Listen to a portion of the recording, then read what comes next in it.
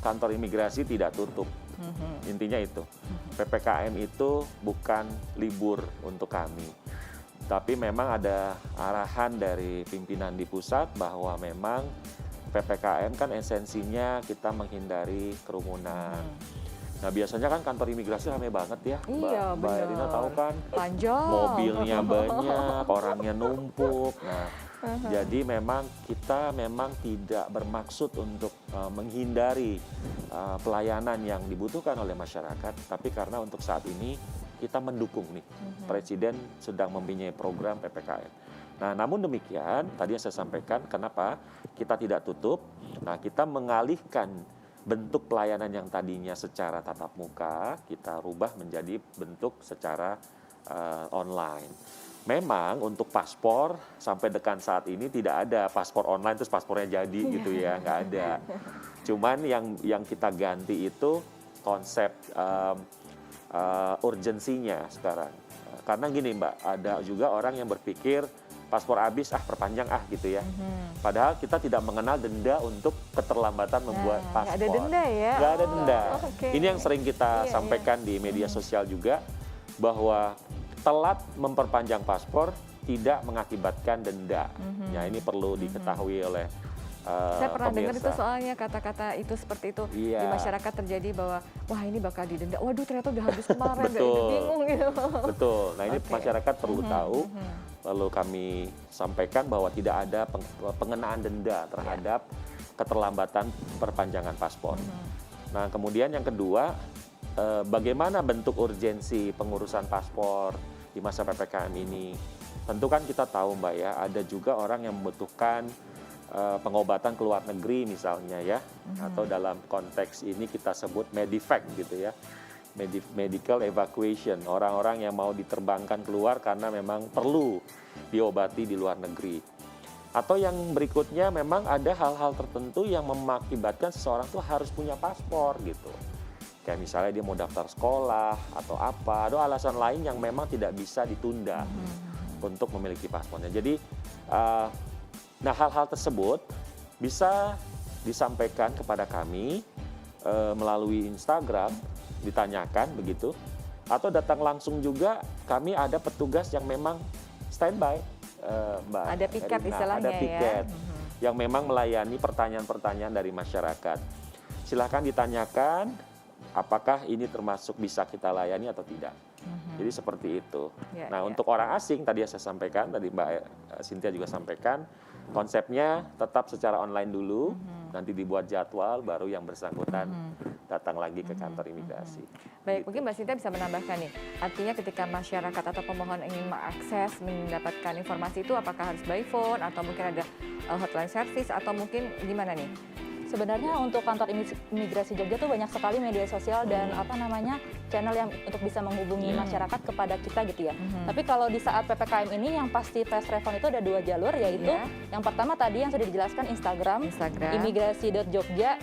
Jadi nanti pemohon atau masyarakat bisa langsung DM untuk menanyakan permasalahan atau mau konsultasi terkait keimigrasian.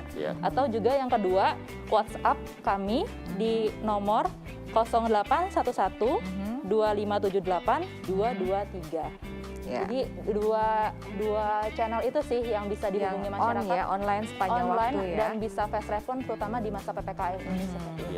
Jadi sangat dimudahkan sekali pemirsa. Jadi silahkan Anda boleh mencatat ulang. Untuk Instagramnya adalah di imigrasi.jogja, begitu ya.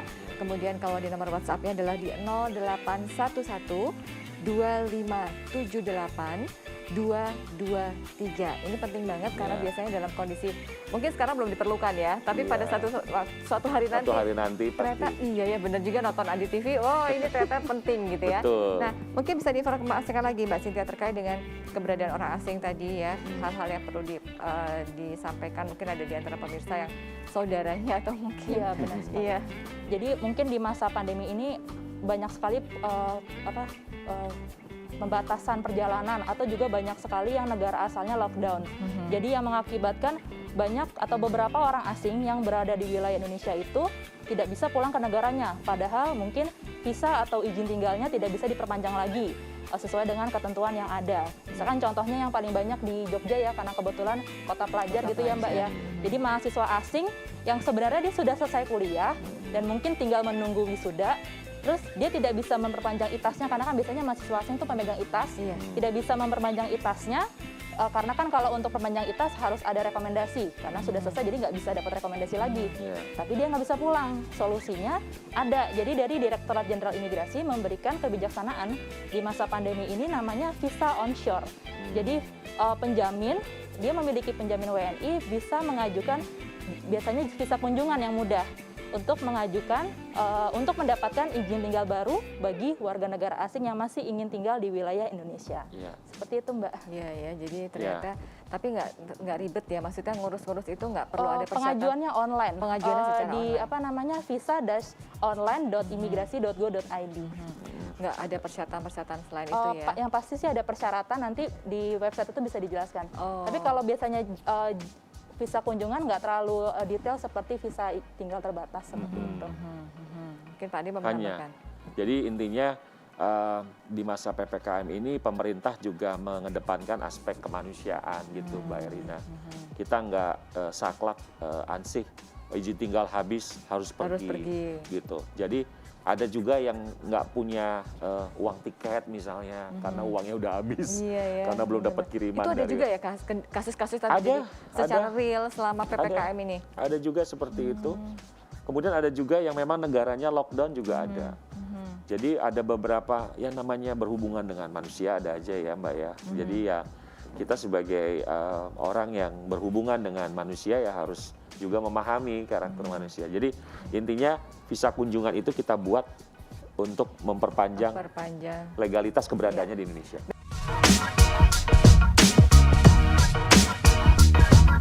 Warga negara asing lebih tepatnya yang berada di DIY, itu kan pemohon itu harus untuk pengajuan perpanjangan izin tinggal atau yang lainnya itu harus datang langsung ke kantor imigrasi. Sebelumnya? Iya. Nah kebetulan di saat masa PPKM ini ada perubahan metode pelayanan yang harus melalui online, yaitu izin tinggal online seperti itu.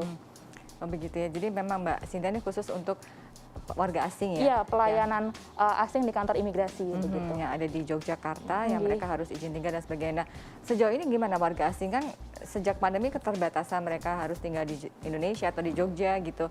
Atau mungkin yang sekolah atau sebagainya gitu? Jadi memang sejak pandemi itu ada perubahan kebijakan dari Direktorat Jenderal Imigrasi terkait warga negara asing.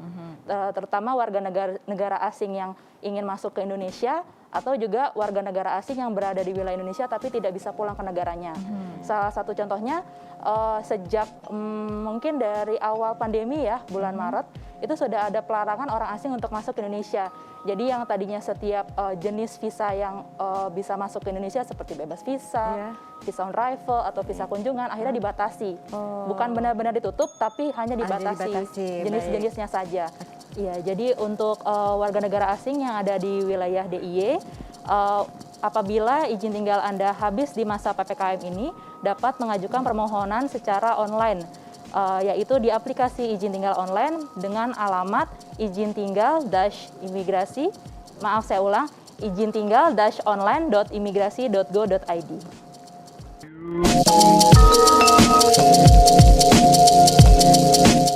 Jadi untuk orang asing ini memang ada beberapa hal khusus yang diatur di dalam Permenkumham nomor 27 tahun 2021 itu. Jadi intinya kita sebenarnya close terhadap orang asing untuk masuk ke Indonesia. Nah, namun di klausul close tadi memang ada beberapa pengecualian ya. Misalnya ya pemegang paspor diplomatik, paspor dinas, kemudian pemegang kitas atau kitab. Ya kitab tuh bahkan ya kira-kira sudah memegang KTP lah, KTP Indonesia begitu. Atau memang orang-orang asing yang diperlukan Indonesia dalam keadaan khusus tertentu dan dalam rangka kemanusiaan dengan rekomendasi dari kementerian atau lembaga terkait. Nah, jadi dari situ kita melihat bahwa memang kita mendukung nih program PPKM yang diterapkan oleh pemerintah. Nah, terus bagaimana sekarang pelayanan kantor imigrasi terhadap orang asing di masa PPKM ini? Ya, pada umumnya kita tetap melayani pelayanan orang asing, Mbak Rina ya. Jadi kita tidak menutup. Nah, cuman memang persoalannya Dulu memang orang bisa walk in langsung ke kantor imigrasi untuk ngurus dokumen keimigrasian. Nah, sekarang dengan PPKM ini kita rubah polanya. Mereka melakukan pengisian secara online terlebih dahulu, diupload dulu dokumennya. Nanti setelah itu akan diverifikasi oleh teman-teman di kantor imigrasi. Ini salah satunya Bu Cynthia juga melakukan verifikasi itu. Nah, setelah dilakukan verifikasi, kita akan melakukan penjadwalan. Jadi kapan orang asing ini bisa datang ke kantor imigrasi untuk dilakukan verifikasi kebenaran, keabsahan, dokumen-dokumen yang diserahkan ke kita. Baru setelah itu mereka bisa menunggu kapan dokumen keimigrasiannya bisa diselesaikan. Jadi the point is, lagi-lagi tadi saya sampaikan bahwa kita tidak 100% menutup pelayanan, tapi kita juga mau tetap mendukung program pemerintah untuk mencegah terjadinya kerumunan di kantor imigrasi. Nah, tapi ada juga pengecualian Mbak Erina. Kalau misalnya nih, di masa PPKM izin tinggalnya mau habis gitu, dia mau overstay nih. Nah, dia takut gimana caranya. Nah, dia bisa approach kantor imigrasi, bisa bertemu dengan petugas kami dan kita bisa bantu untuk menggunakan layanan secara langsung, tidak menggunakan seperti online tadi. Perlu ini juga nggak, para pemohon itu perlu harus swab dulu atau antigen dulu untuk kalau seandainya tatap muka seperti itu? Memang dari pusat sendiri belum ada kewajiban untuk itu, Mbak. Meskipun kita tetap menerapkan protokol kesehatan secara standar ya.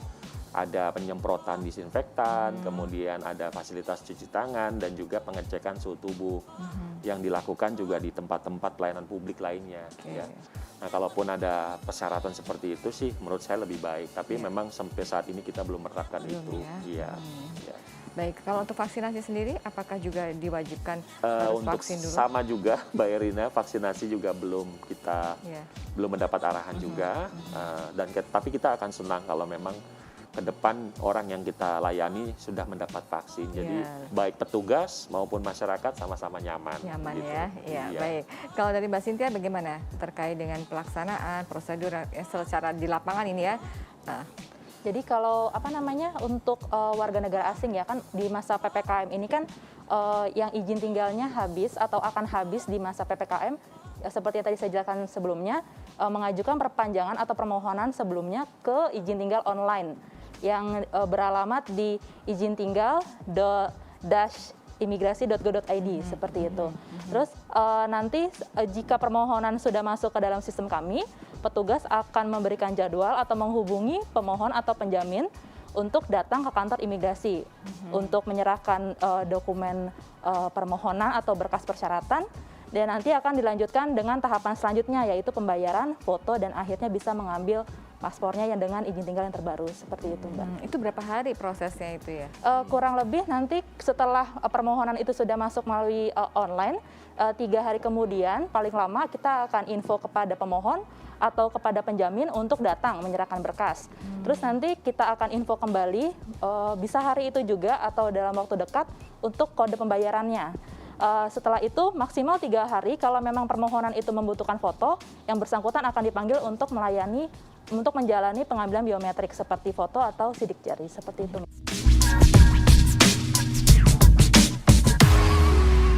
Pertanyaannya memang ini saya rasa banyak mau ditanyakan juga terhadap kita ya dari orang asing.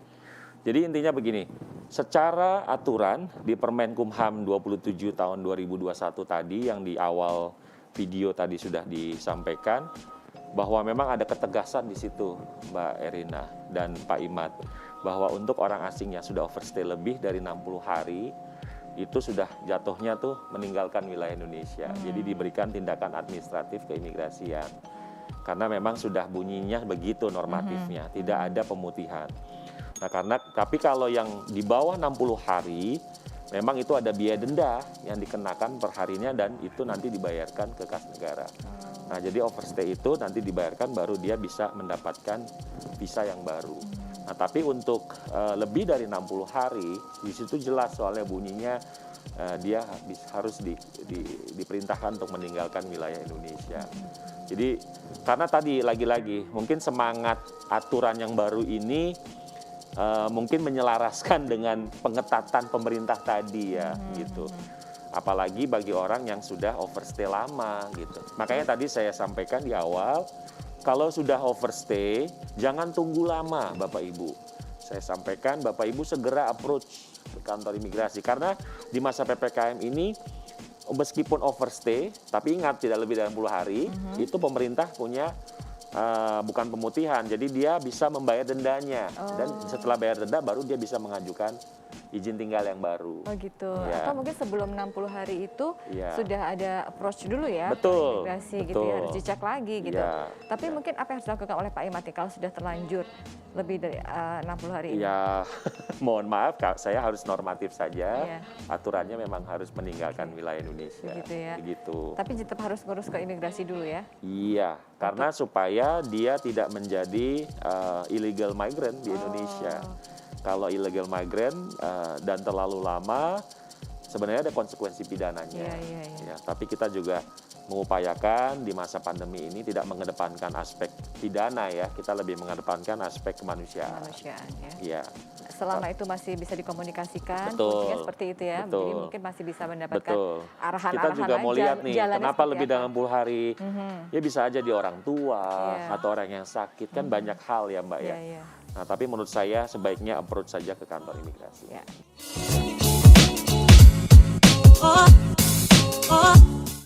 Jadi saya perlu sampaikan lagi, tadi sebagaimana saya sampaikan di awal Pak Fuad, bahwa pelayanan paspor di kantor imigrasi Jogja sementara kita masih suspend dulu.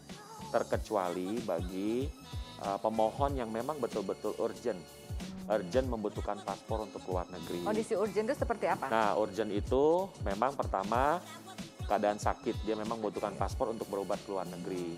Kedua, dia membutuhkan paspor sebagai dokumen yang dia perlukan mendesak untuk keperluan yang sifatnya mendesak juga. Oke. Nah, itu kan bisa terlihat ketika Pak Fuad datang ke kantor imigrasi.